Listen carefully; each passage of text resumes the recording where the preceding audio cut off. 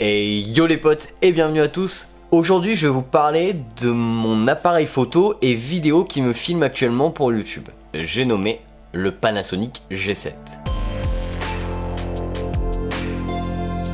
Alors le Panasonic G7, vous le savez, sur cette chaîne c'est une vieille histoire puisque j'ai commencé la chaîne avec. Et ce Panasonic G7, qu'est-ce qu'il vaut en 2020? Alors voilà, c'est un appareil qui est assez vieux, qui est sorti donc il y a plusieurs années, qui coûtait au départ à peu près 650-700 euros, autour de ça à peu près en kit. Et aujourd'hui vous pouvez trouver le kit de base et l'appareil neuf à 500 euros, voilà tout simplement. Pour 499 euros vous avez l'appareil neuf plus le kit de base et en occasion vous pouvez le trouver encore moins cher. Qu'est-ce que ça vaut encore en 2020 alors que c'est un petit peu vieux par rapport à son concurrent actuel qui est le G80, donc son grand frère qui est un petit peu plus cher, ou d'autres marques, il y a eu le Canon M50 je crois, enfin il y a eu d'autres appareils. Et bien les amis, c'est plutôt une très bonne nouvelle, c'est vraiment encore un très bon appareil photo vidéo. Alors côté photo je vais pas trop en parler parce que le peu de photos que j'ai fait avec, franchement ça va pas trop vous induire dans la bonne direction. Ça reste correct, vous pouvez faire du RAW, c'est toujours un bon appareil mais c'est pas non plus extraordinaire. C'est un capteur micro 4 tiers, donc c'est un capteur un peu plus petit, ce qui ne va pas tellement être un problème pour la vidéo, mais pour la photo ça peut être gênant pour certains. Par contre côté vidéo je peux vous en parler, et du coup pour les nouveaux qui ne connaîtraient pas cet appareil, sachez que c'est un appareil qui fait quand même de la 4K, enfin de la Ultra HD, donc du 3840 par 2160 jusqu'à 30 fps, donc c'est quand même énorme, hein. C'est toujours les standards de pas mal d'appareils photo actuels et de réflexes, enfin et d'hybrides. C'est fou, c'est ultra stylé, enfin se dire que ce truc là est sorti il y a plusieurs années. Il est sorti en quelle année exactement?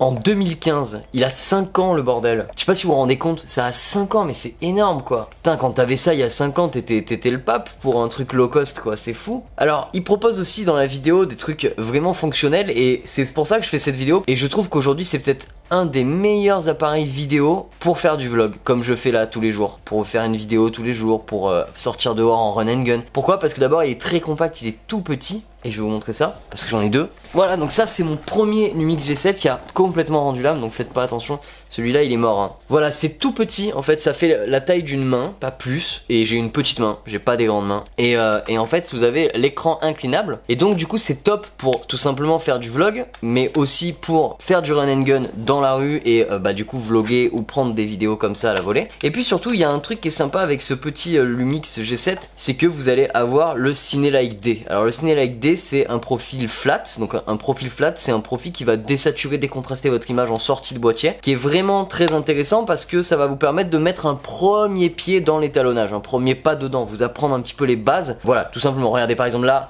c'est le profil flat tel qu'il sort, et là c'est après mon étalo. Donc du coup c'est vraiment un truc qui va vous permettre de commencer un petit peu à vous initier à l'étalonnage, et c'est vachement cool. Et moi je voulais faire cette vidéo parce que finalement c'est peut-être l'appareil que j'ai le plus, que je porte le plus dans mon cœur, avec bien sûr le GH5 qui m'a suivi aussi longtemps, que j'aime énormément. Là c'est plus compact que le GH5, c'est beaucoup plus léger, c'est très plastique évidemment, c'est pas très cher. Après à côté de ça reste résistant. Celui-là avant de rendre l'âme il est tombé 4 ou 5 fois, donc clairement vous pouvez y aller quoi. Et en soi je pense que les réparations là seraient pas énormes, c'est juste l'écran qui est je pense fini quoi. Genre il tourne sur lui-même.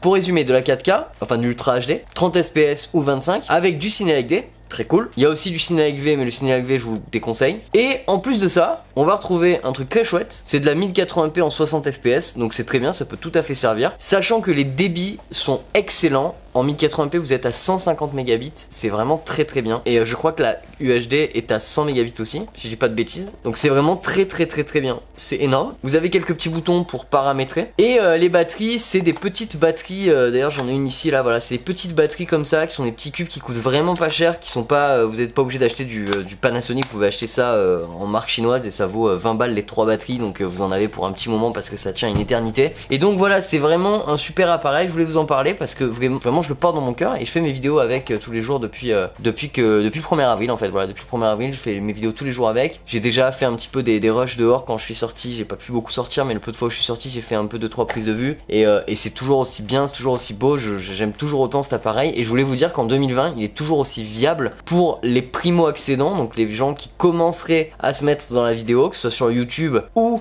en dehors de YouTube, donc vraiment pour faire quelque chose de la vidéo. c'est excellent. Pour un primo-accédant, c'est le meilleur appareil, je pense, que vous allez trouver, clairement. Il va vraiment vous permettre de toucher un petit peu à tout. Il y a aussi, vous allez retrouver le Zebra Pattern, le Focus Picking. Donc le Zebra Pattern, c'est ce qui me permet d'afficher sur l'écran des lignes lorsque vous êtes trop exposé. Et le Focus Picking, ça vous permet d'afficher des petits points lumineux pour vous dire où est votre focus. Donc c'est des outils qu'on utilise sur des caméras de cinéma par exemple, ou sur des hybrides plus chers, et ça nous sert en fait dans tous nos tournages. Voilà, maintenant j'ai parlé de toutes ses qualités. Bien sûr il a plein de qualités, mais il a aussi quelques défauts, et son premier défaut, c'est comme la plupart des hybrides Panasonic, il est assez pourri niveau focus. Voilà, l'autofocus est pourri. Donc pour les vlogueurs, je sais que c'est chiant, mais dans l'ensemble, l'autofocus est très lent. En fait, il marche, mais il est extrêmement lent. Du coup, je préfère l'utiliser en manuel. Je vous conseille plus de l'utiliser en manuel, mais après, c'est assez facile à utiliser. C'est un micro 4 tiers, vous allez être moins embêté, et en plus, vous allez vraiment pouvoir, quand vous vloguez, vous pouvez tapoter sur l'écran qui est tactile. C'est assez facile de se focus. C'est un petit peu plus délicat lorsque vous avez plein de gens dans une même scène à différents plans. Là, c'est plus compliqué, mais sinon, ça marche super bien. Et voilà, c'est le seul point négatif que je vais y trouver, c'est son autofocus. Alors après, personnellement, je m'en fous pas mal, mais je sais qu'il y a des gens que ça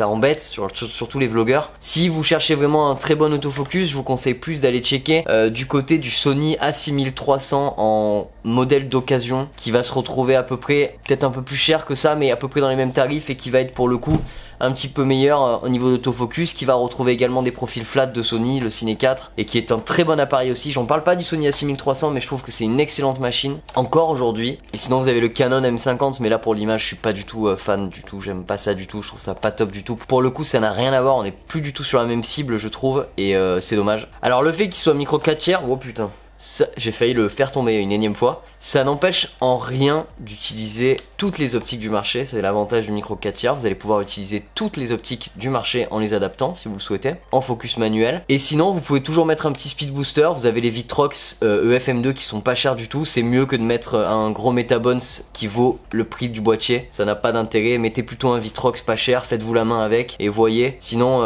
utilisez directement des optiques micro 4 tiers si vous avez un parc Panasonic, ou si vous en voulez un. Il y a de très bonnes optiques dans les optiques Panasonic et Olympus, etc. Il y a vraiment des super optiques et c'est pas très cher. Vous allez vraiment vous en sortir parce que c'est les optiques aussi qui sont les moins chères souvent. Voilà les amis, ce Panasonic G7 je le kiffe, donc je voulais vous en parler. Je vous remercie beaucoup, j'espère que ça vous a plu. N'hésitez pas à me dire si vous l'avez déjà eu, si vous avez des questions. N'hésitez pas à commenter, liker, partager bien sûr. Allez me suivre sur Instagram et on se retrouve demain pour une prochaine vidéo. Ciao, bam.